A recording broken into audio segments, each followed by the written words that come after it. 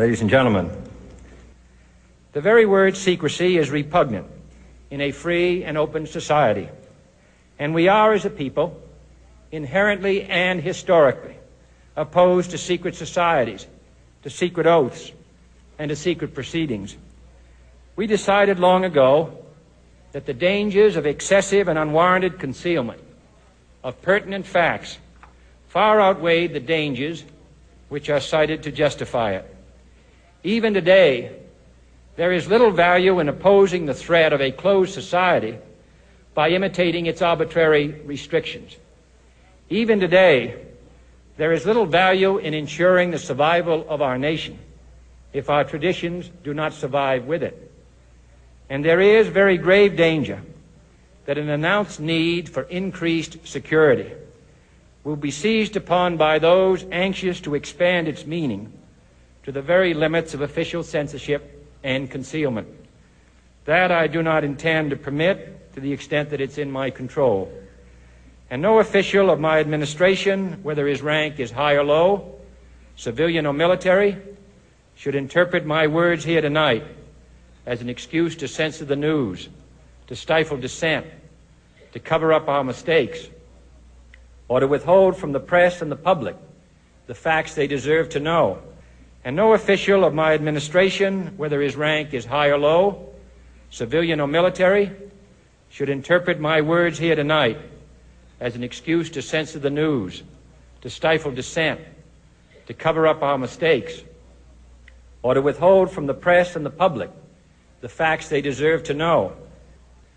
For we are opposed around the world by a monolithic and ruthless conspiracy that relies primarily on covert means for expanding its sphere of influence, on infiltration instead of invasion, on subversion instead of elections, on intimidation instead of free choice, on guerrillas by night instead of armies by day. It is a system which has conscripted vast human and material resources into the building of a tightly knit, highly efficient machine that combines military, diplomatic, intelligence, economic, scientific, and political operations. Its preparations are concealed, not published. Its mistakes are buried, not headlined. Its dissenters are silenced, not praised. No expenditure is questioned, no rumor is printed, no secret is revealed. No president should fear public scrutiny of his program, for from that scrutiny comes understanding, and from that understanding comes support or opposition, and both are necessary. I am not asking your newspapers to support an administration, but I am asking your help in the tremendous task of informing and alerting the American people. For I have complete confidence